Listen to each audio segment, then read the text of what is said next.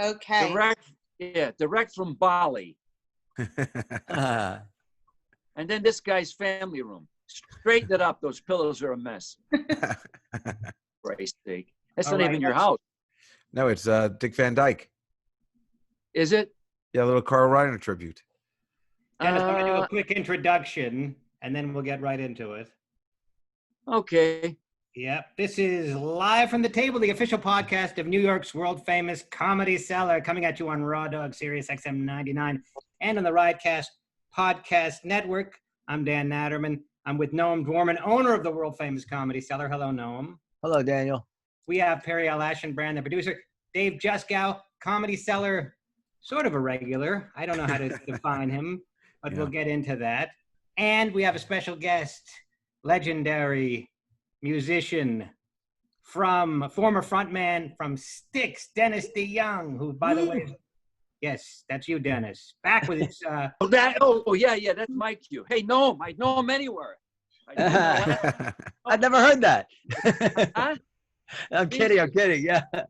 What are you going to do with all those instruments? You play those instruments? Oh, actually, it's a green screen, but I do play all those instruments. I don't know if you can see, like, I have a bunch of instruments. That's actually my house.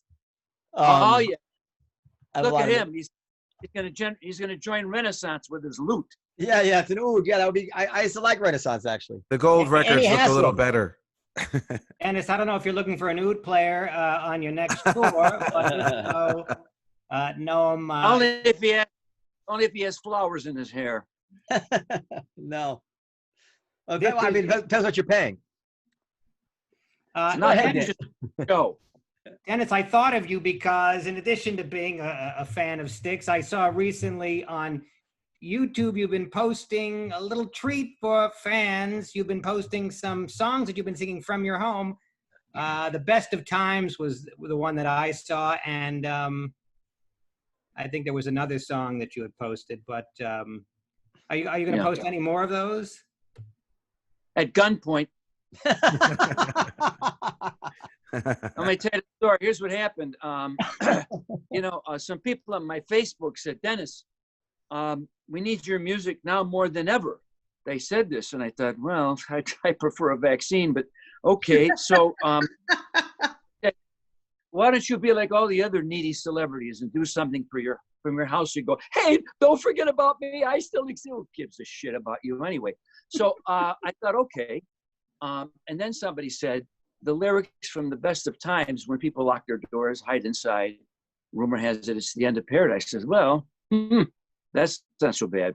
So I just put this iPad, best investment I ever made. I just did another thing for a thing, Zoom in. I'm the king of Zoom for some odd reason.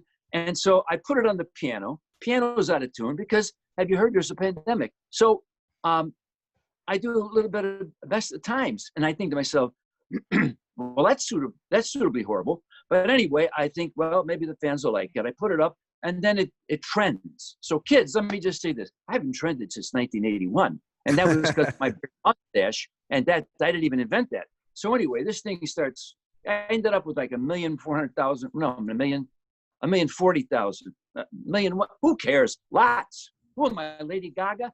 Lady Gaga. No, I am not Lady Gaga. So that happened to me. So, I don't know what to make of it. Honest to God, you kids, you're young. Well, not this guy over here. He looks pretty old, but this one here, yeah, he's a Dick Van Dyke, Robin Laura. Yeah, that's right. Right. Yeah, I know. Carl Reiner just died. Yeah, that's why I put it up. But Lady Gaga got her name from your song Lady. See, she stole it all. I know. We used to do that joke on stage. We just a cappella sing the harmony. Lady Gaga. Nothing. I heard nothing from the woman. Did she send me? Dennis, you said that. Dennis, you said on there was a video for Show Me the Way, and you said that you had read all of the comments. Is that true on the Best of Times video?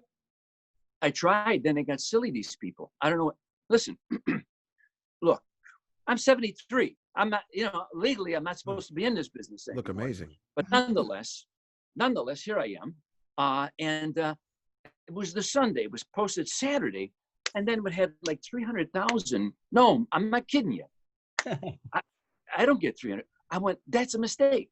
So then he said the comments. I started reading them, and I'm on the couch in my family room, and I started to tear up because I thought, who do these people think I am? They were saying such outrageously beautiful things about me. I kept seeing my name in the sentence, but I thought that's got to be a mistake. You know, an American treasure, God's gift. I thought somebody should have a discussion with God about this, because this doesn't sound right to me. I know who I am. I'm a kid with an accordion who wrote some songs, but nonetheless, people were vulnerable. They poured their hearts out with all these comments. I got to 5,000. I read 5,000 comments, and I thought, well, they like me. Well, listen, I'll tell you. I mean, Dan's younger than I am. I'm class of '80 in high school, and as I'm looking at you, I can remember like being in the car in the beginning of "Come Sail Away" comes in with that little like da da da da on the piano, and just the whole car just singing, like it just connected with that generation, and I don't have that kind of memory of every song at that time, and that was a golden age of music on top of it. So yeah, I can see why people are writing you comments. You're part of their lives. It's in a Plus very you were deep, doing very deep way. concept music at that time when nobody was doing that, and your songs mean so much to so many people, and it totally holds up. And I assume the new generation is just understanding it now. They could give a shit.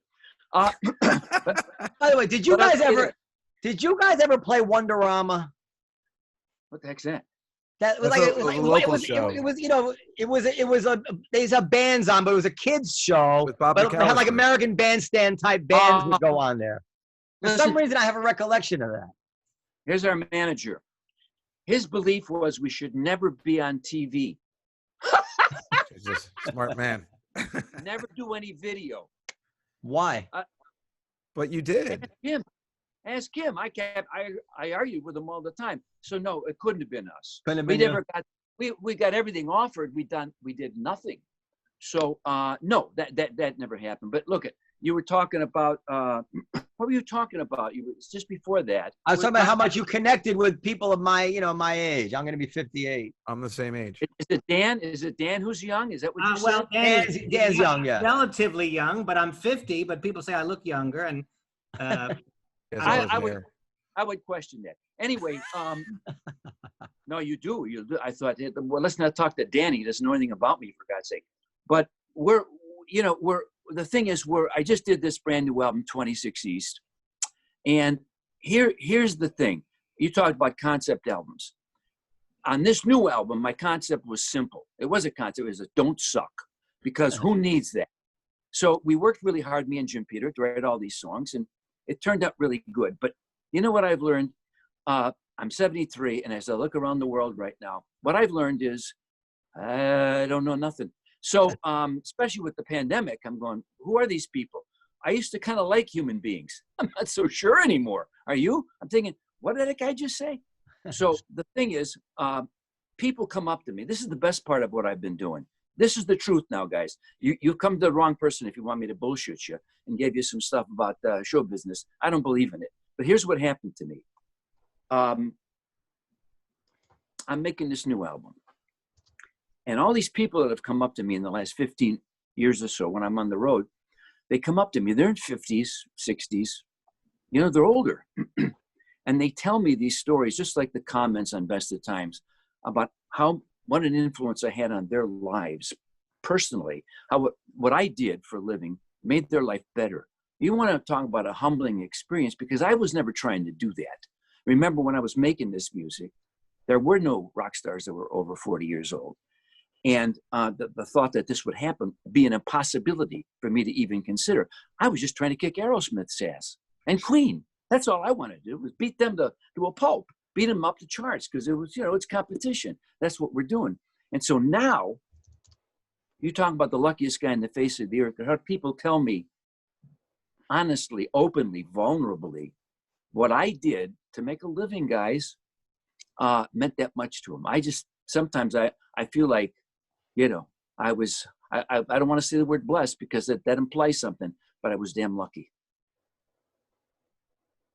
Seems like skill and talent to me, but Yeah. Grand Illusion alone.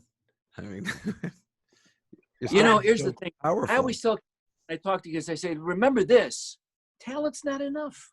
Just people have talent wherever you know, everyone, watch America's Got Talent. Everyone can do, know what that guy's doing over there. He jumped up 70 feet in the air and he landed on the teacup. How did he do that?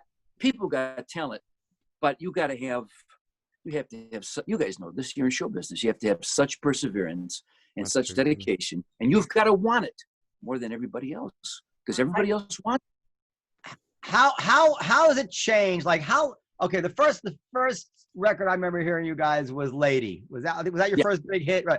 So how many hours? 1973. How many hours did it take to record that, start to finish? Would you say? Huh? Probably hours? just I don't remember because I think I was drunk at the time, but no, I wasn't. But I don't remember. Honest to God, here's the thing. That was the first hit record. I didn't know it was Lady when I was recording it. It was a song I'd written. In fact, it was the first song I ever wrote and sang by myself on a record. Wow. So No. I had no frame of reference.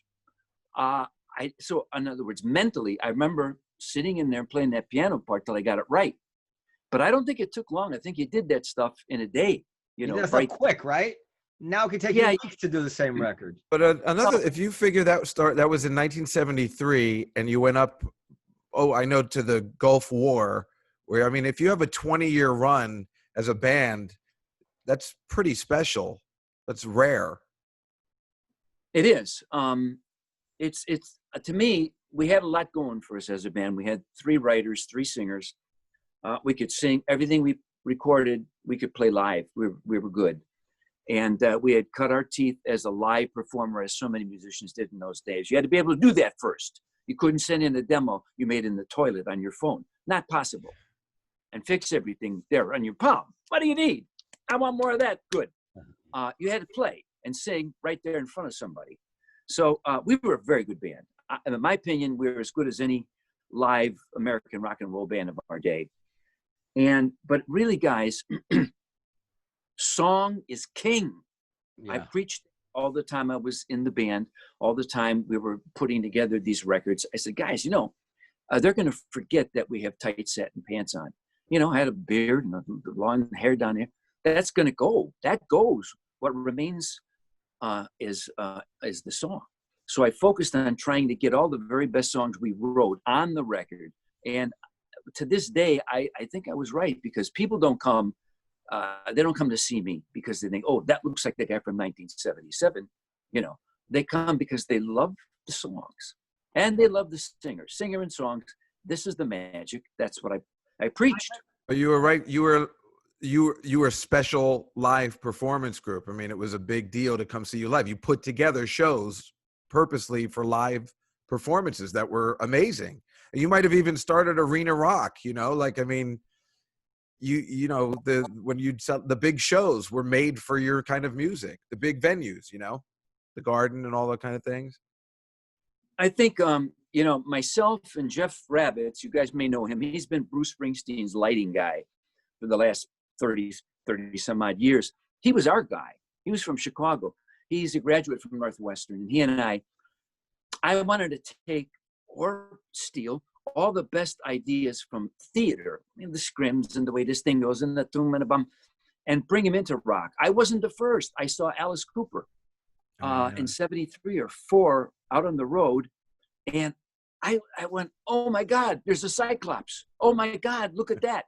And I was, you know, I wasn't busy watching Judy Garland. I saw Alice do that theatrical thing. I thought it would be so cool, because we had little theatrical things. Like the very first time we came on stage when we were Styx, we used to come onto the William Tell Overture with strobe lights. That's pretty pretentious. Where do you go from there? Up. So kept, you know, let's make it this way. Let's do, oh, Styx is theatrical. Oh my goodness. Blah, blah. I watch pop stars today. We look like buskers in the subway compared to what people are doing now. I mean, they got 30 dancers. They got video things and walls and people moving and elephants coming in. It's beyond belief. Do you think it's better? I don't like when I see a band, like a real band, and they have a lot of dancers and stuff. I just find it distracting. I prefer to watch the Stones standing near each other, relating to each other and watch a band. I don't like when it's overproduced. I don't know how you feel about it. Well, that's why you got gray in your beard. But Yeah. anyway, this is bad. I dyed gray. But he was a pioneer for those kind of things that those guys wouldn't be doing that if it wasn't for Dennis, you know? I mean, he was really a pioneer. I mean, Alice Cooper was probably the pioneer for those kind of shows. And then, like you said, I mean, really, it's wait. I'm interested in my question. So, Dennis, because you guys played like a band, you actually prefer to have the dancers and all that stuff? No, are you kidding me? Okay. Make us look stupid. No, what I'm saying is, rock is dead. It's been dead for at least a decade. Yeah. Not because the music's dead or people want to play it or listen to it, but because radio. I have to tell you this, you guys make this of your living. There's no rock radio in America anymore. They made a decision. All the kids, and it's not going to be racist to say white kids, because they're the ones that, I can say that, they're the ones that made rock. We don't care. Popular, not famous. We know it was, a combination of things. But those white kids now, if you watch them, here's when I knew things had changed. I pull up to a stoplight, it might have been 20 years ago. And in the old days, that would be, I don't know, who's on there? Deep Purple, you name it. Was it Styx's Renegade, with the cranking with the speakers, the kid's ears bleeding, he don't care, he's going to live forever? Suddenly it was rap music. All the people who wanted to rebel against their parents, play, buying rock music, blah, blah, blah. I think they went over to rap music because it's more rebellious. It's everything that rock maybe stopped being. I don't know. But for me, rock is dead. Admit it. You can't hear it on the radio hardly any place. They just released this new album, 26 East, and I got some airplay, but there's just not enough stations. So where do kids go to when they want to rebel? I mean, they're not going to go to Ariana Grande, as beautiful and wonderful she is. The rap is suiting that need. So for me, all these dancers on stage, I find it, how can I say this gently, nauseating. No, it's not. It's not. It's beside the point. But you and I don't matter, okay? You don't matter. I don't matter. The public has made a choice. Yeah. Because if radio could make money with advertising dollars, playing rock and roll, you'd be hearing it 24/7 in every place you could go. But for some reason, the American public has moved on from rock and roll. Let's remember, it's lasted over 60, 70 years. That's a long time for a musical style. And it's turned the page on us. And that's just the way it is. So kids, you can't, it's like this. I'm going to convince a kid he shouldn't listen to music on his iPhone. What am I? I might as well jump in front of a train. You better get on, because if you get in front of it, it's going to run you over. And it's the same thing with music. That they made a decision. And when I talked about your gray beard, I wasn't making fun. I'm saying, well, we believe that because that's our music. Yeah. That's our music. Let me show you how right you are, because I just happened to get a tweet from somebody today. These are the top 5 selling rock acts of 2020. Queen, Elton John, Creedence Clearwater Revival, Journey, and Fleetwood Mac. Those are the top 5 selling rock acts in 2020. I mean, time stands. I was going to say the same thing. The only people that are putting out rock music are the people like Green Day and the Foo Fighters. And when they put out a new album, that's about all we have left. Foo Fighters are big. They're still big, but yeah, and they're a band, yeah. Right, but that's where it ends with those bands, with those guys who are about our age. The hunger for, when I look at a YouTube video, and I mostly listen to the older stuff, and I see the comments, a lot of like kids saying, "Wish I were alive in the '80s. Wish I were alive in the '90s." Now, I don't know if that's representative of a mass movement. It may be just a small number of people, but I see those comments, and I wonder if there's any kind of a hunger for that music from people, younger people that aren't getting it, that are going to the old stuff to fulfill their craving for that kind of music. I'd like to believe that, but I don't, because I think the sales figures would, what you're talking about there is people can go back and pick the biggest things of their time. They're tried and true, proven hits, right? And I bet a lot of that stuff is greatest hits records. Yeah. There might be, I don't know, but I'd be guessing. Okay, so you're going to get a whatever it is. Like I said, I had to break up. I almost in the I wasn't able to do this interview today because I was busy signing downloads and streams from my new album. So, but I got the full So that's it. You know, they're going to go back and remember, along with all that great music, there were tens of thousands of crap albums being made too by people. But going back, it's fruitless. The public made a decision. Let me ask, Sirius XM, right? And by the way, I don't subscribe. I have a not so serious XM. Their monthly is less. But for you guys, if Sirius could play brand new rock music and have a 12 share of any market, they'd be playing it. Yeah. It's financial. Rock and roll. One of the major reasons rock and roll was successful was a numbers game. Here we got all these baby boomers coming of age, right? And all these guys that ran record companies were older and couldn't give, it was Mitch Miller. They didn't care about rock and roll. But all of a sudden, all the kids had spendable income. My generation, baby boomers. We had dough. Our parents spoiled us here, right? And so these record people said, hey, we can make a fortune off this kid's music. We hate it, right? But let's make a fortune. This is radio. I've made this observation about radio 40 years ago. If there was a radio station who could get the highest ratings in New York City by playing one song 24 hours a day, they do it. Yeah. They do it right. because it's a revenue stream. Radio is a business. That's station here, and maybe it's all over the country, that plays Christmas music from Thanksgiving to Christmas. I mean, they make a fortune every year on that. They all do all over station. Which one? Is that your uncle's station? No. I have a theory about all of that, which is that there are just, and I don't know how you feel about this, there are magical times of golden ages in various artistic genres and styles and whatever it is. And there was just this period from the late 60s to seemed like ended, petered out in the beginning of the 80s, of just an amazing series of really innovative, inspired artists, including Styx, and they themselves ran out of inspiration. Like, I couldn't listen to a Stevie Wonder album after the 80s. I ran out of Paul McCartney. Like, they all kind of lost it for me after a while. Not because I was less interested. And it didn't, and then it floundered around until Nirvana came along, and that was like a breath of fresh air. And then we're out in the pastures again, we're out in the desert again, and you know, until somebody comes along with a new take on it, it's kind of been exhausted in a way. I don't know how you feel about that. Excellent observation. I think there's some good points there, but here it is. There's no radio. I don't care if somebody writes Abbey Road, all right, or Houses the Holy tomorrow, it isn't going to matter because it's a business. It's the music business.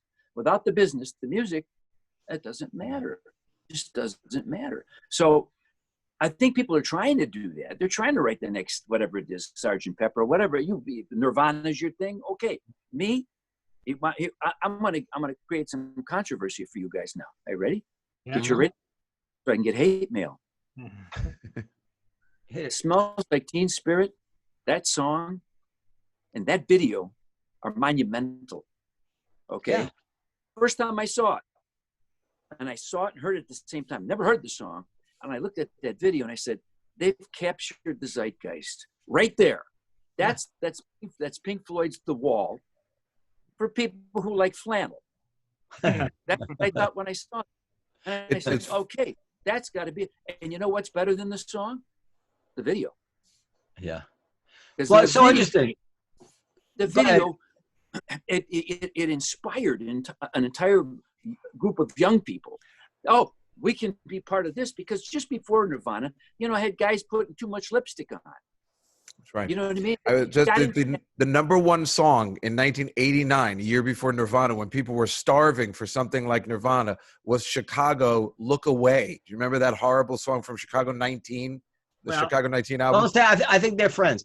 No, but I'm saying that song was not their best. And that was number one. And number two, it was Milli Vanilli.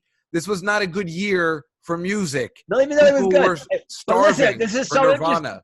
This is so interesting what you said, because almost everybody I know can remember the first time they heard and saw Smells Like Teen Spirit. That's right. It's kind of like it just grabbed everybody, which is exactly my point. Like that can't be coincidence. And if they hadn't come along, rock would have remained floundering until they did it. It requires a certain innovation. That's what hip hop was, and maybe it'll never happen again. Maybe it's been exhausted.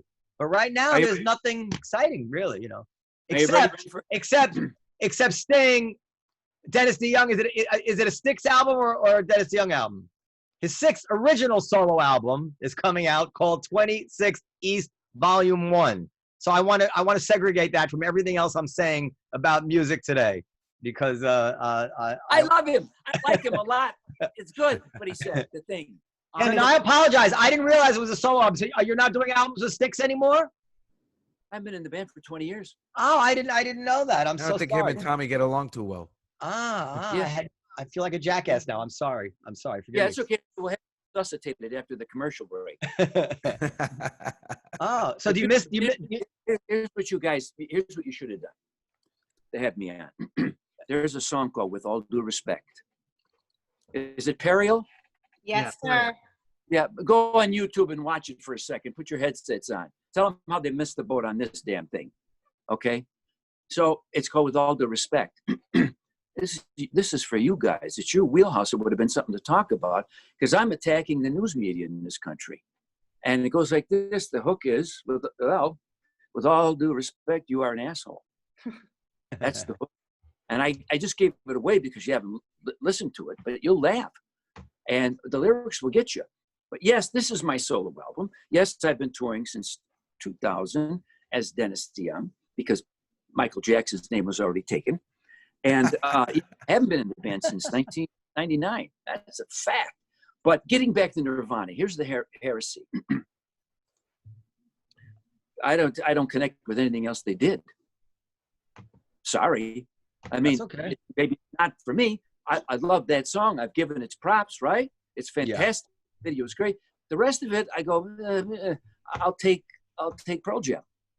That's me. No, I'll take Soundgarden. If you're gonna go, where, like what was it? Flannel Makes Me Itch. That's another album. But you see what I mean?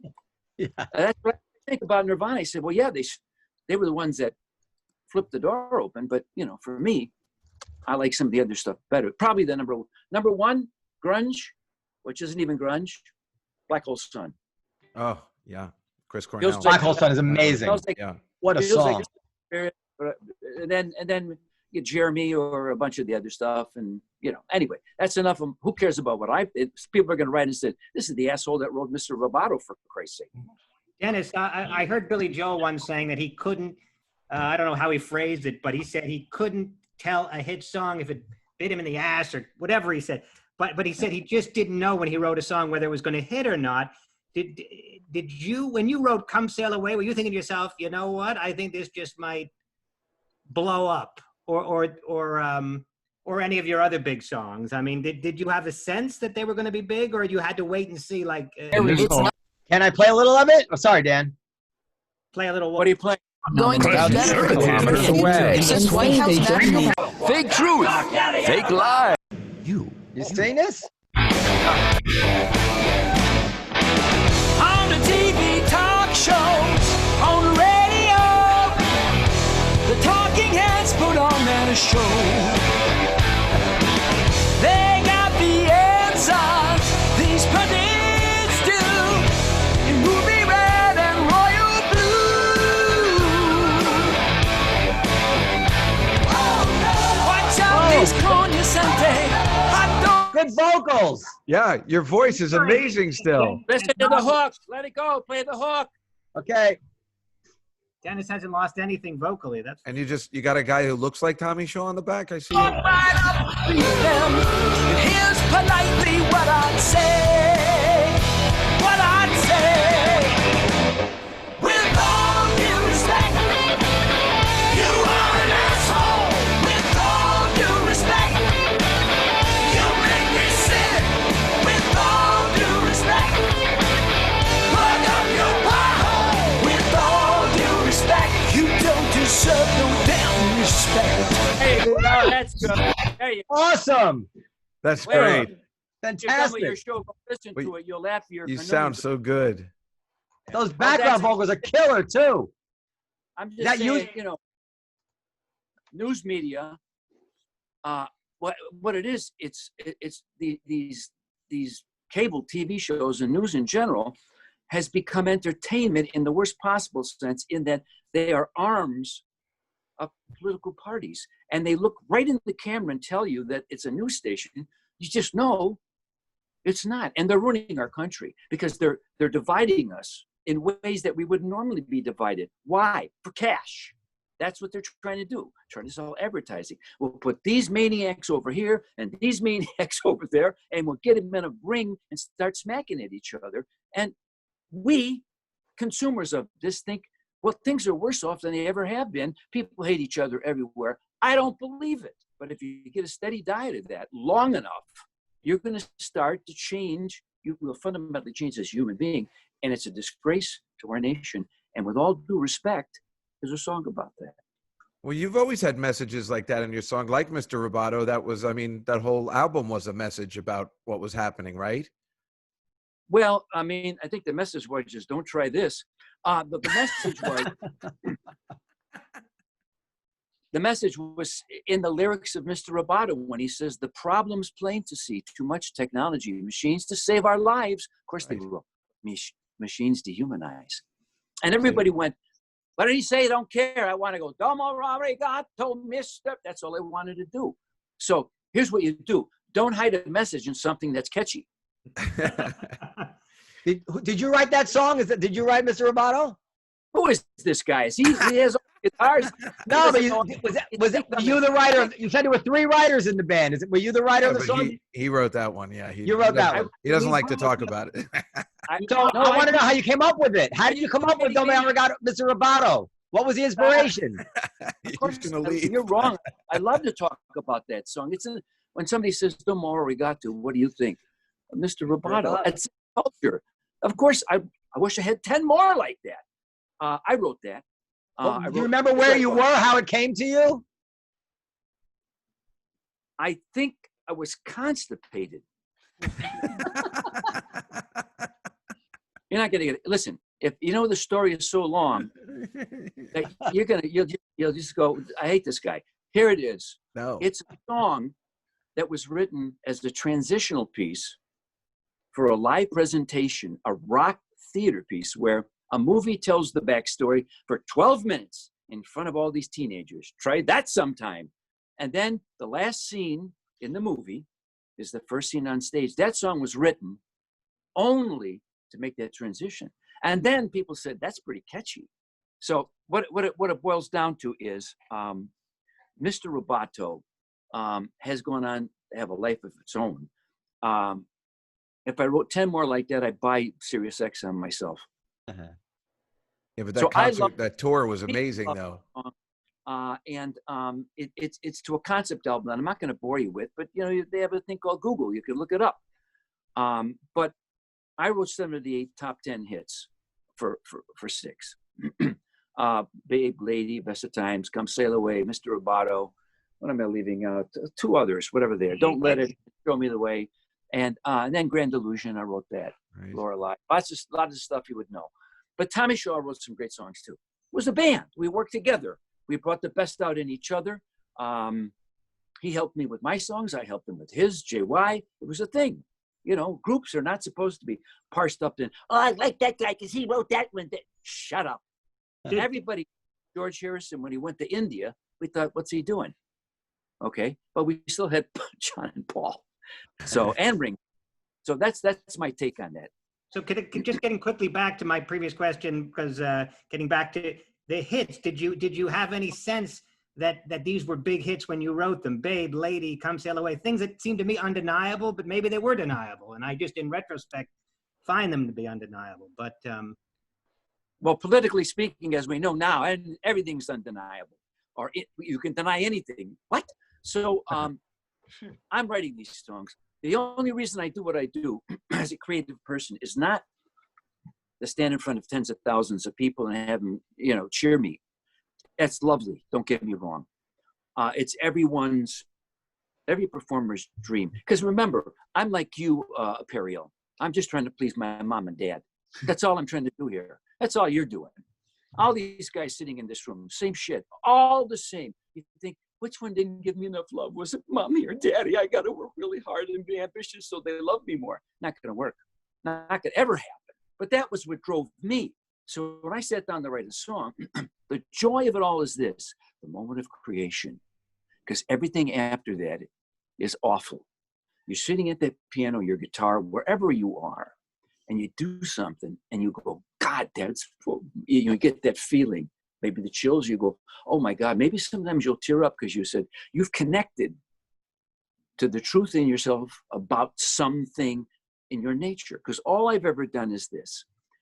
I look around, because I'm an accordion player originally. That's how I started. I look around for some chords I like. Then I find some notes that seem to work nice on the chords, then stick words on them. That's all I do. And then I give my point of view about my personal feelings and the world I see around me, hoping you will find yourself in my song. And when I do, that's success. Because when people come up to me and tell me how much my music has changed their lives, it's because it's not my music anymore, it's theirs. They've taken what I feel and I've written, and it now belongs to them. Don't tell me that's not how you feel about your favorite songs. Those songs you feel are about you, or about the way you feel, the way you think. And that's all any of us do. So when I'm writing a song, most of the time, I know it's a hit record. I didn't know Lady because I'd never written one. And I swore up and down Roboto was never going to be a hit record. And my wife made me a bet for a 3-carat diamond because she said it's going to be a hit record. So she's got one. But the truth of the matter is, you know, my wife, you don't know this about, we've been married 50 years, my wife and I. Wow. Oh, We've God. got two kids on the, I had a baby daughter and a wife before I had a record deal. So I Wow. came at this a different point of view. By the way, first of all, the accordion, I mean, I know you know this, Dennis, but most people don't realize this. The accordion is a beautiful instrument. It's one of the most expressive instruments of all instruments. And as you're saying it to me, I'm thinking, da da da da da da da da da da da da. It sounds like an accordion melody. You couldn't really play that on the piano, but you need the long notes. Da da da. Right? Am I wrong? I think you're right. And I've oftentimes said that my synthesizers just sounded like a giant accordion to me. But accordions are based in melody, okay? And I'm a melody man in a rhythm age. I've always felt that about myself. My songs are predominantly based in melody, and keyboard players tend to do that. Guitar players, it's more of a rhythmic instrument. So yeah, I think those long passages, and you hear all the trills that I play on the piano. Yeah. That's an accordion player playing piano. That's not a piano player. That's an accordionist. And then, of course, the ultimate question you have to ask any prolific singer-songwriter: which comes first, the music or the lyrics? For you, predominantly music, because I'm a musician first. So I will gravitate toward finding the chords, finding the notes, and then, you know, attach lyrics. But sometimes, you know, a phrase will pop into your head, and then you go and see what is the melody on that, and then you construct it. wow. Because songwriting is a craft. Nobody understands it. It's a mystery. Nobody knows why you could write this genius piece of music and then write crap after crap or mediocrity. It's every songwriter will tell you the same story. I always say I have a piano upstairs that's got some really good songs in it, but I have to sit behind it for the longest time before they fall out of there. Wow. Who were the guys in the late 70s, or, you know, from when you guys hit, who used to just you know, bug the shit out of you? Like you'd have butterflies in your stomach when they had a new album coming out because they were just so fucking good that it would give you anxiety. Who were the guys like that? Nobody. No, because you got to have chutzpah to be doing this. You got to think you're good. If you don't think you're good, stay home. And you think, okay, are you kidding me? I can do that. You know, I'm better than that. That's the way you have to think. Although one time I remember thinking to myself, I was watching Friday night videos and Bohemian Rhapsody came on. And I looked at it and I said, uh-oh. That's what I meant. Like, holy shit, right? Yeah. But listen, let's be honest. Queen never did anything that approached that again. No, They did not. They're wonderful. Bohemian Rhapsody is like from God. Yeah. You listen to it, it hasn't got a lyric that makes sense, which is why music is more important than lyrics. But there you go. I heard that and I went, ah, shit. Now what? But no, you do. Yeah, You think, and the video, ding, ding. I'd never even seen that stuff before. Right. I think this is a trick, a dirty, rotten trick. You mentioned one of the factors of success, not just talent, but desire. How much you were, I guess, a music teacher prior to your first big hit. How were you going to that school and thinking, I got to get the hell out of here. I got to be a star. I don't want to see these kids ever again. Or were you to be a music teacher if that was going to be your life? No, I had a wife and a daughter. I had responsibilities. I graduated from college and I got offered the job. We were looking for the record deal, and the first album was recorded while both Chuck and I, the bass player who was a music art teacher, we were teaching. So we recorded the album at night. So yeah, I mean, I liked teaching. It was okay, but I wanted to be in the Beatles. The moment I saw them in 1964 on Ed Sullivan, we had formed a band, the Panazzo Brothers and myself, in 1962 in my basement, 26 East. The name of my new album is the address of that house. Oh, wow. So since this is my last album, where it begins, so shall it end, all that stuff, which is why I have a song on, you can see both of these videos. Periel, do your homework for these guys. They're like, I think one of them's drunk. Is he still okay? There's a song called To the Good Old Days, which basically ends my album. It's a duet with Julian Lennon. Can you imagine? Wow. From a 17-year-old kid who saw the Beatles on Ed Sullivan to end up doing his last record and singing a duet with Jules. It was just, it was a marvelous thing that happened to me. Fantastic. That's awesome. All right. I have more musical questions, but I don't want to, Periel, we have a few more minutes? That's up to Dennis. Can I ask you a couple more questions because I'm a music nerd?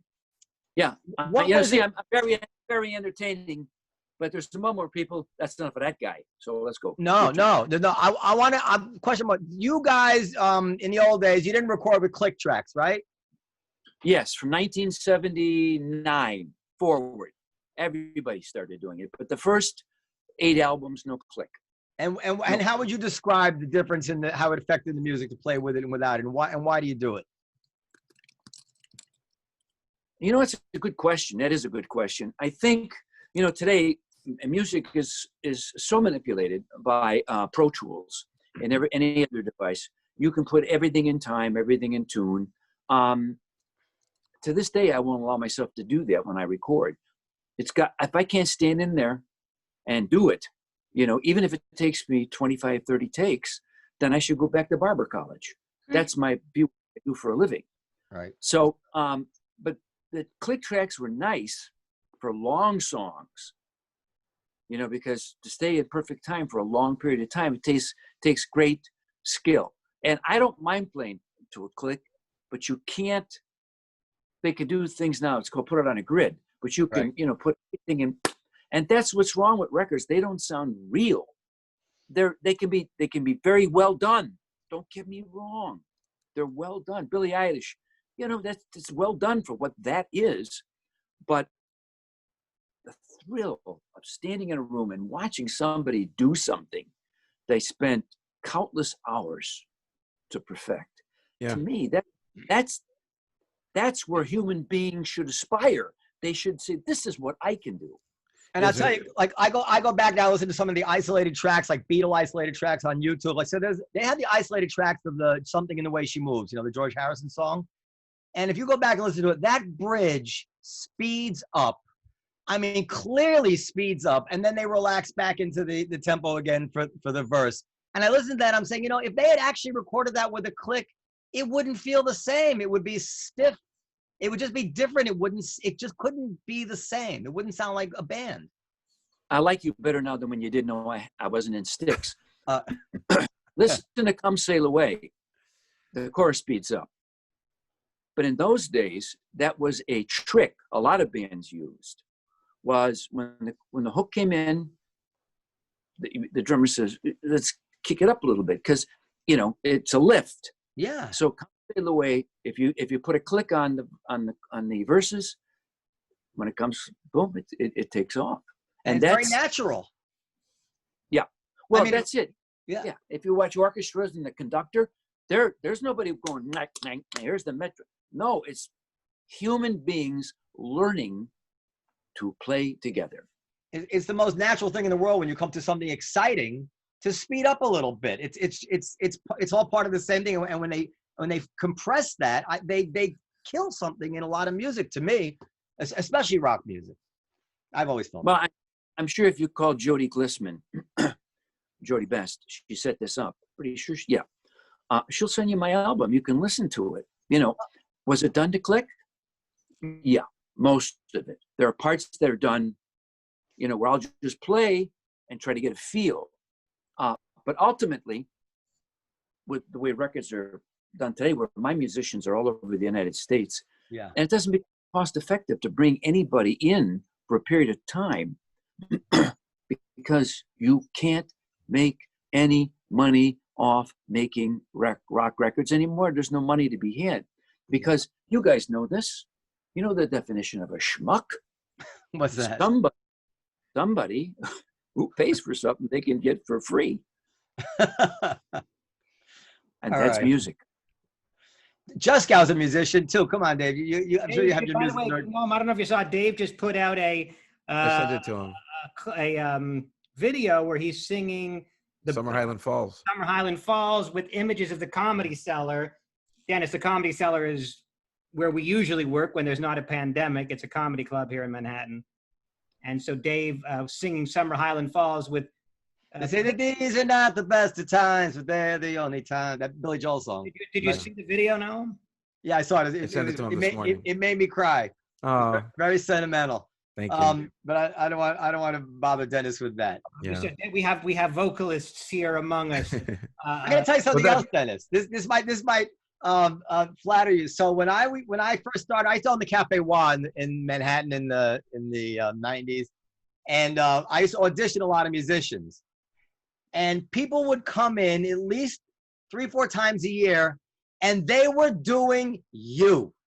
Like they would sing like you, they would write like you, they were totally like trying to steal your aura or your essence, And there's very few people who ever had that effect on musicians that I can see. Like people would come in and want to be Hendrix or want to be McCartney, And I can remember there was one guy, Dean Bohanna. I still remember his name. He wanted to be you, So that's really, that should make you very proud, honestly, as someone watching it. Yeah, it's lovely, but I'll need their names so I can have them executed. He couldn't actually be you. I'm just like, he was so captivated with you. No, but that's why it's amazing that your voice is still so good. Did you ever smoke cigarettes? Were you a cigarettes guy? No. Because I'm always amazed how some of these singers, like a Billy Joel, smokes. Sinatra. And his voices hold up, right? But their voice holds up. It's not even fair. Well, So can I ask a question when you're done with the voice Yeah, go ahead, conversation? Periel, you say what? Periel Aschenbrand, everybody. Well, I've done a good deal of my homework, Dennis, and I'm really curious how someone who has such an incredibly long and strong history of being in the kind of limelight and rock and roll life that you has managed to stay married for 50 years. That's the best question of all. Well, I didn't have the nerve to ask it. But it's really simple. You don't get divorced, and when problems arise, when problems arise, you have to figure out that you're. Have you noticed we're human beings? We're not very good at anything when it comes right down to it. I told you I'm fed up with human beings. Their behavior is too crazy. Maybe just because now we can see it everywhere all the time on the thing or over there. I don't like them. I'm doing away with most of them. But when two people get together, do they think it's happily ever after? What a load of horse shit that is. That's the grand illusion. Human beings figure out a way between them to get along through lots of craziness that's going to take place in anybody's lifetime. But if you love somebody, I met my wife, she's 15. I was 17. Wow. I know. Been together 56 years. And, I wish I could define it, but you have to be willing to forgive people for being stupid asses and understand that the most important thing, at least it was to me, we have very similar backgrounds. I'm half Italian, she's half Italian. We're both Catholic, raised Catholic. We have a lot of belief systems that are the same, but ultimately, Periel, here's the secret. Jesus Christ, I love the way she smells. Oh. That's very By the sweet. Wait, Noam and his wife have very little in common, so we're all keeping our fingers crossed. I like the way she smells.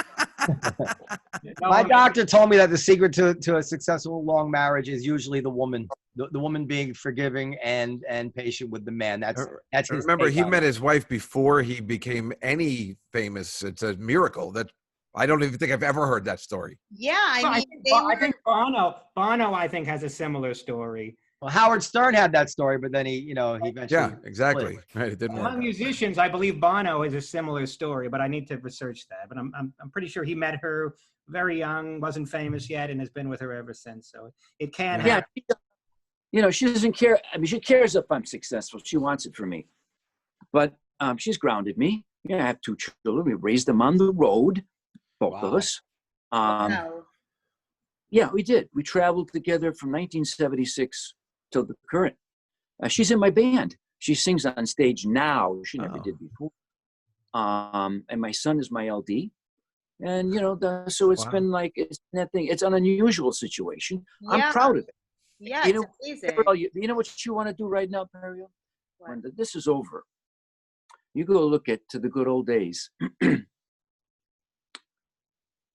You're going to love it. You want to know why? Because of the pandemic, Julian ends up in Europe and I end up in my aunt's attic. We have to, so I have to come up with an idea it's the first single in the video. So I went and I got all my Super 8s and the VHSs and the old photographs. Remember, I was born in 47. So I got stuff. And we made a video that shows you my life story from the guy who's not on stage, from the guy behind the grand illusion.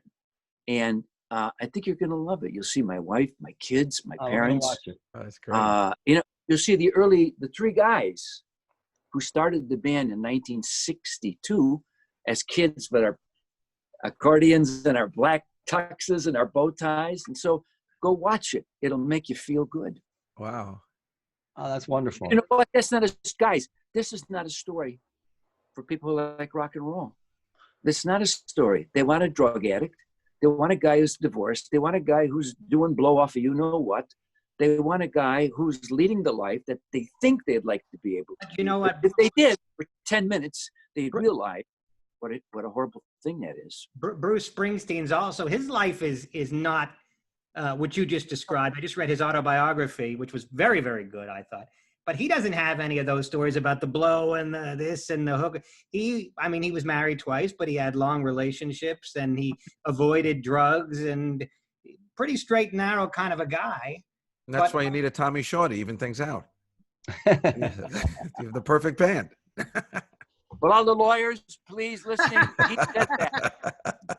All right, listen, we got to wrap it up. We're at an hour. Dennis, Oh, man. it's one of the funniest guests we've had, and we have comedians on, and Dennis bested many of them with his zingers, I must say. Yeah. And it was an honor to meet Dennis you. has a comedian, stand-up comic in him waiting to get out if he's interested. We can put him Certainly up. sounds that way, right?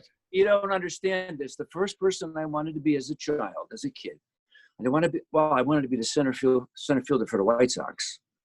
And then, but the first, my recollection is, I want to be Jerry Lewis. I wanted to be Jerry Lewis. I love Jerry Lewis. Lady, pretty lady. All right, everybody. You have been so wonderful. Once again, his sixth original solo studio album is coming out, called 26 East Volume 1. Please download it and check it out. Dennis DeYoung. Go ahead, Periel. You want to say something? I didn't mean to. Very quickly, podcast at comedycellar.com for comments, suggestions, and all that sort of stuff. And Dennis, is there any place in particular you'd like to send fans and new fans and to check out on your work? Anything in particular that you'd like to plug? Yeah, send it to the CDC. We need a. Here's what I would.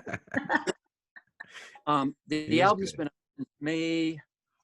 I don't know. It's been out a while. You can buy it wherever they buy you can steal it wherever they steal these things these days. Go there, look on it. Go to YouTube. It's free. People are having hard times. Watch for free. You'll be entertained. You'll enjoy it. I have a Facebook page, and no stooges, no bots. I write everything on there. I don't write constantly because, what am I going to be on Twitter? Forget about it. But I think we should find Dorsey. I want to have a word with that guy. He needs a good talking to. I don't understand it. I mean, does every thought by a human being need to be expressed? Stop this. All right. Young people, go check out Styx if you're not familiar with them. You might find that. And get yourself an accordion. It's a very, very good instrument. It really is. It's always you get outside the box and learn an instrument that you don't hear every day. It might inspire you to play some music that people haven't heard. No? Yeah. Wait. Okay, I'm saying good night. Good night, everybody. Thanks again, Dennis. Thank Good night. you. Bye, Dennis. Thank you. Dave, bye, Dennis. Thank you. Dave, do you want to say where we can find you? Oh, just, at Instagram at Dave Juskow. And boy, it was really exciting to meet Dennis DeYoung. I got to say, for real. I mean, we didn't get to talk to you one-on-one very much. That's all right. I mean, this was way better. I mean, this was great. Thank you for having me on a day like today. I mean, I really kind of worship that guy.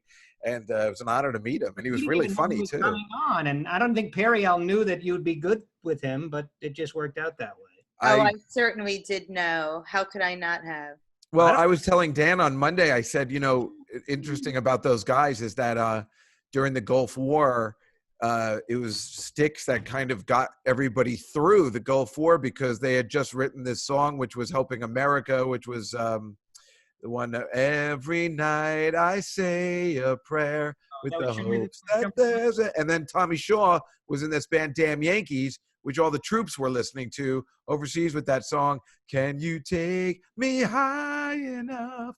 So it's like kind of those two guys like helped America through a rough time. I didn't know that him and Tommy had beef, but you apparently. Oh, yeah. Oh, it's legendary though. I mean, everybody knows. I mean, that's, yeah. That happens. It's amazing that they had this 20-year run. It's very rare and so many hits. And again, this guy he was so prolific, and it was all mostly his doing with the way he, like you said about Alice Cooper. It's the perfect example. Alice Cooper kind of invented music videos on stage. Like he was really trying hard to be more the production value of a concert.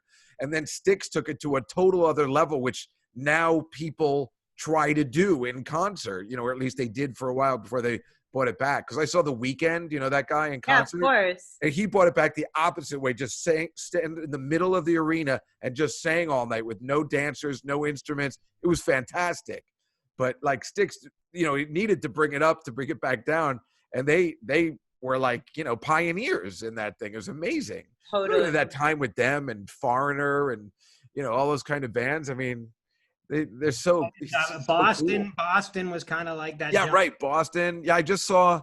Yeah, Boston open up for Joan Jett over the last summer. Oh wow, really? Yeah, I'm friends with the lead guitarist in Joan Jett, so we go see her all the time.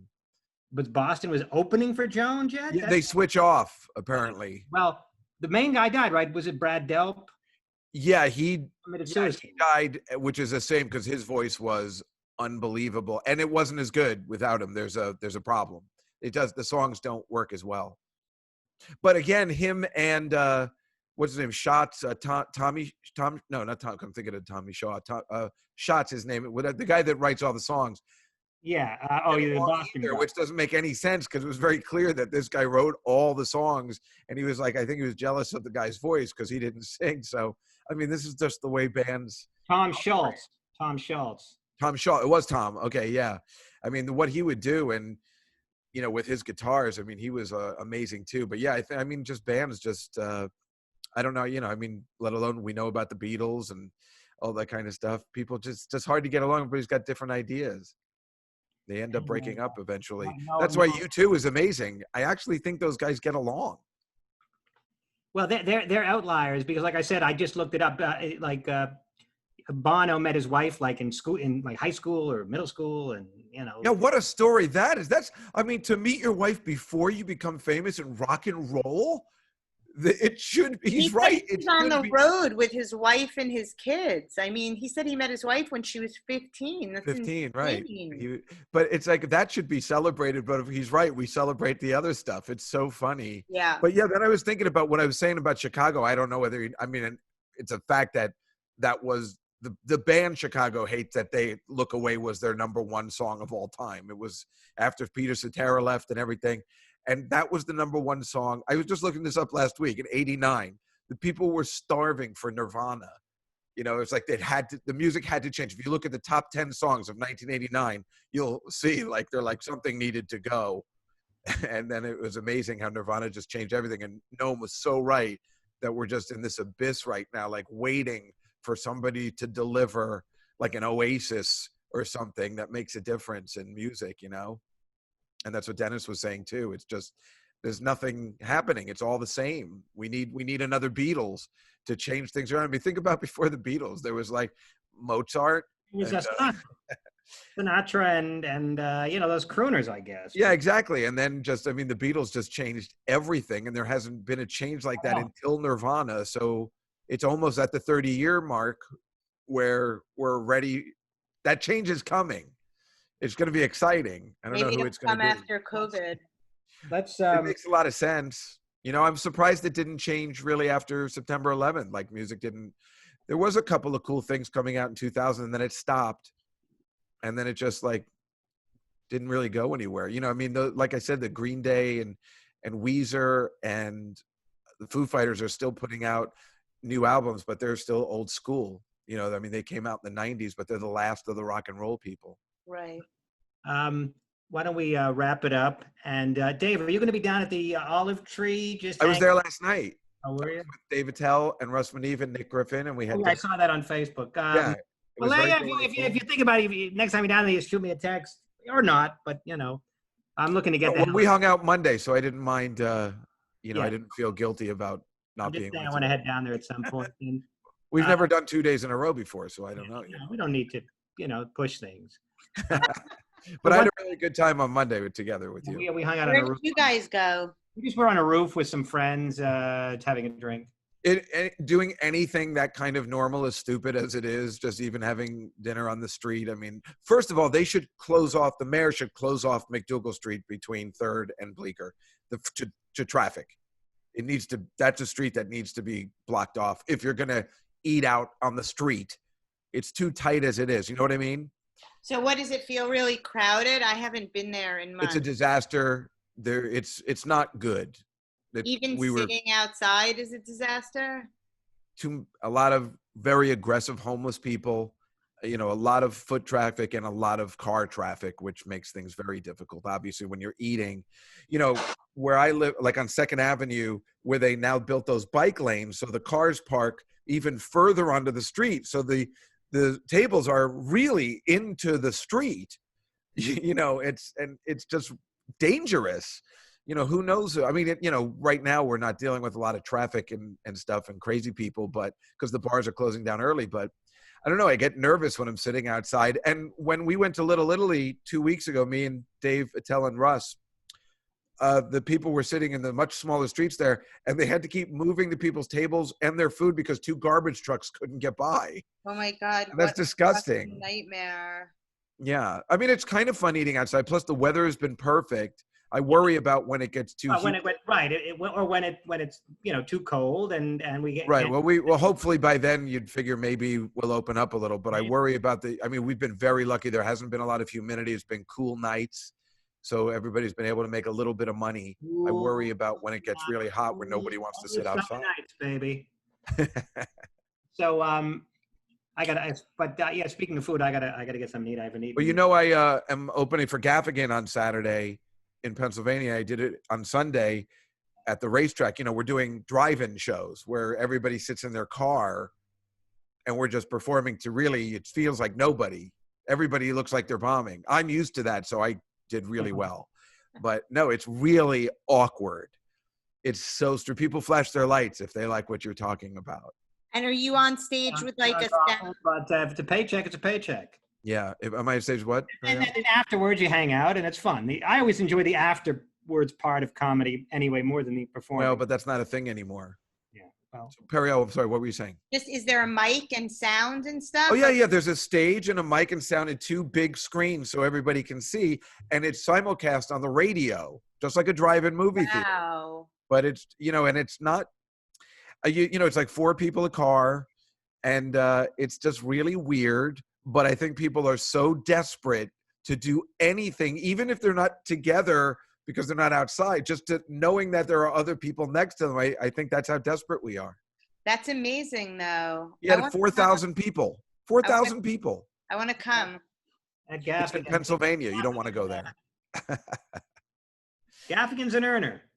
Come sure is. Rain, shine, or pandemic, the man. Yeah, they love him. 4,000 people during a pandemic. I mean, it was 1,000 cars. Like an open field? It's a parking lot. It's just a parking lot. I mean, this is the racetrack I always go to, and they have this huge parking lot. And they mainly only use it 1 day a year for the Haskell, which is this Saturday. Normally, just not that many people come to the track anymore, but it was packed. You couldn't see the cars over like the horizon. Like you don't see so far. And the video and the sound only goes halfway, and that's why people had to turn on their radios at the back end. He has a video, like a drone, where you could see it go backwards and see all the cars. Periel, I know I did put on our list of potential guests a couple of other music people, but I don't know if any of the others have written back or confirmed, but I don't want to put too many music people crunched together, like, space them out. Yes, aye. Captain. I don't know if we need both.